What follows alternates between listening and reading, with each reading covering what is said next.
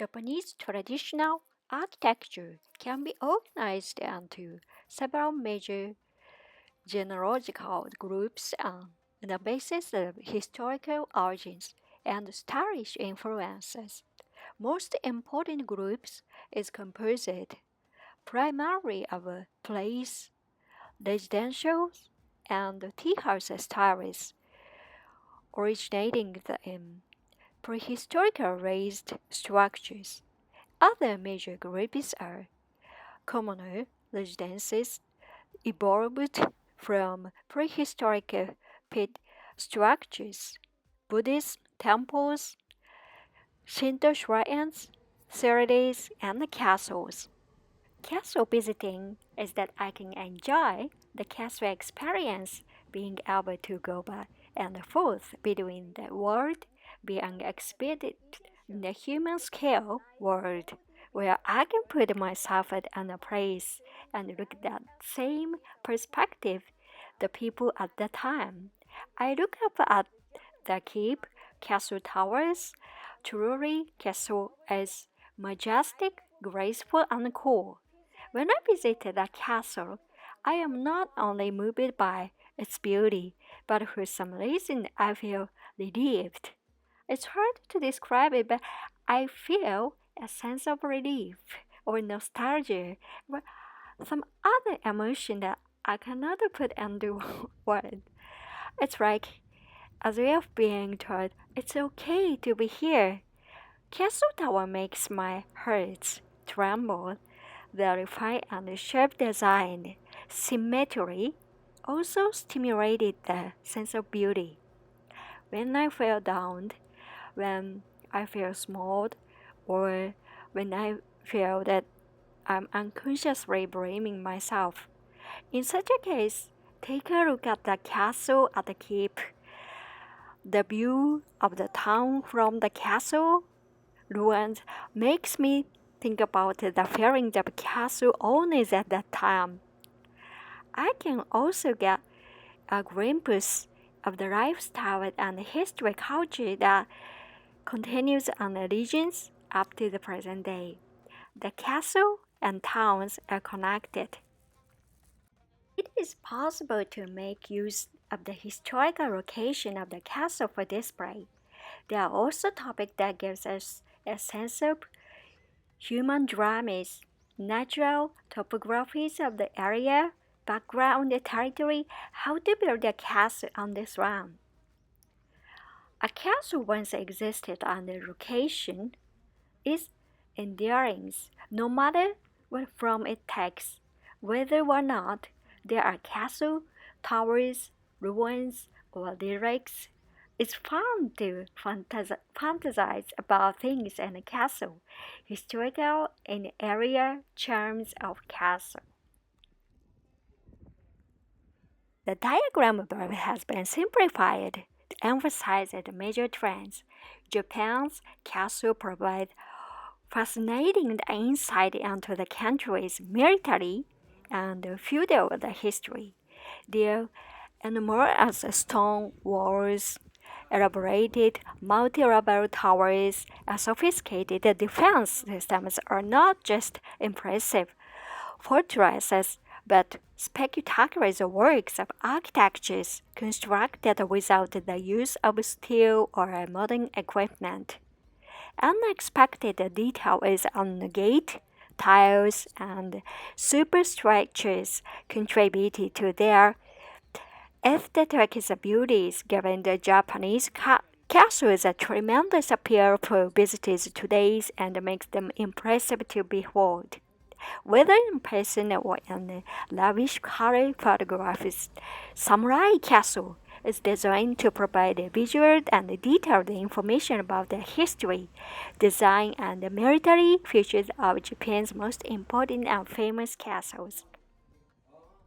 Constant warfare during the chaotic years of decentralized feudalism is led to the spread of castle culture, which reached its height in Momoyama period 1533, 1600, and the following Edo period 1600 1868. Castles were strictly regulated during the Meiji period. 1868, 1912, many were destroyed, more are lost to neglected in World War II. Towers, gates, storehouses, and the road leaving the quarters made up the castle buildings. The centerpiece was a large main tower, or Cape Tenshu, with elaborated structures used as a lookout, storage facility, and in some cases accommodations. At the heart of the complex, it was situated inside an innermost enclosure at the high point on the castle ground. Being the last line of defense, it was the most heavily protected of all the buildings.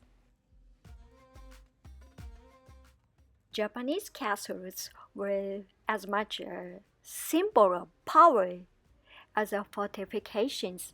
The multi-story main tower, Tenshu, with its graceful arrangement of sweeping roofs, dominating the surrounding landscape, usually sited on laser ground. The tower served both as a lookout and as a reminder of the Lord authority. Japanese castles as we know them today were predominantly built in the late 16th century. This was a time when warriors introduced themselves before engaging in hand-to-hand combat, when honor could be restored by sliding up one's abdomens, and when great attention was paid to the rituals of the tea ceremonies, poetry writings, and dyings. Regional warlords had been fightings over territories from about 1470. By the mid 16th century, a few were anxious to unify the countries that secure absolute power. The central characters were larger than life, and the stories of their courageous skills, sheer audacity had entertained generations for over 400 years. Among them were Oda Nobunaga, the ruthless youth who used courage and exceptional military skill to subdue enemies with armies 5 times the size of his. Toyotomi, the poor peasant boy who ruled the countries, and Tokugawa, the shredded warlord who worked quietly in the background, waiting patiently before taking control of the country. One of the most important legacy of this period is the Japanese castle. During the scramble to unify the country, lords of the domain and built castles to protect their territory and act as a base from which to rule their domain.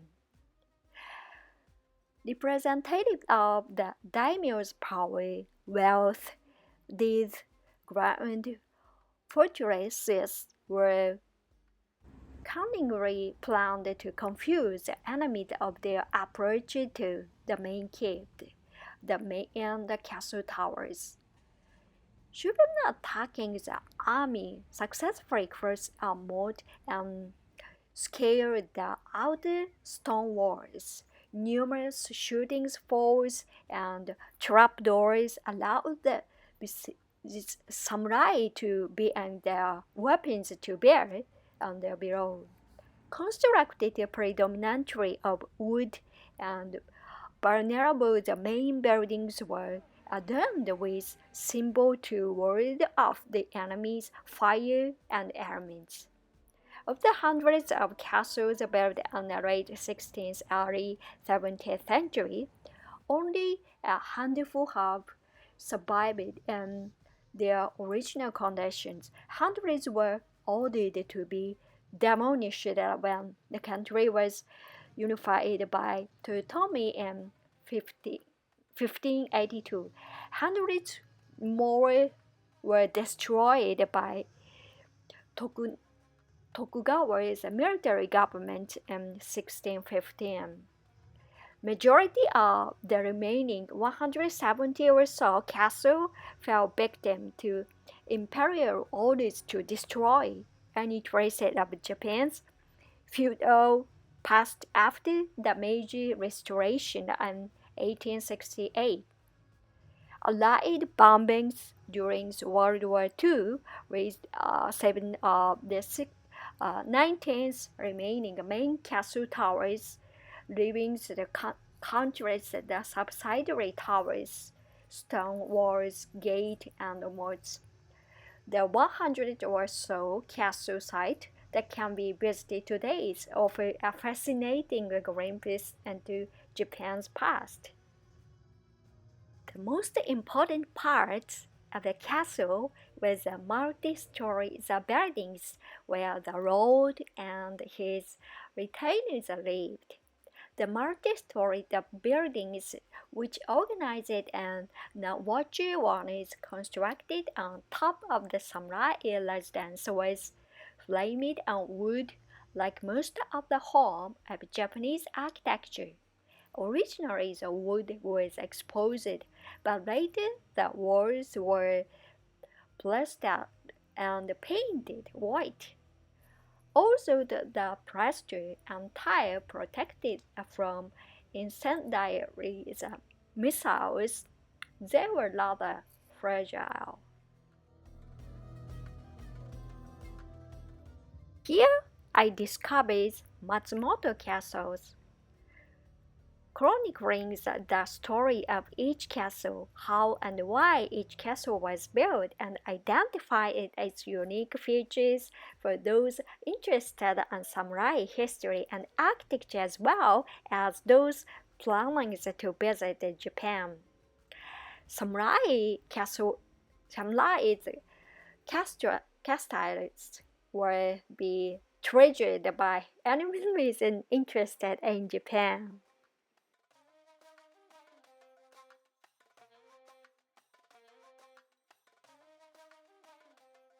Matsumoto is rising dramatically against a backdrop of the Japanese Alps mountains.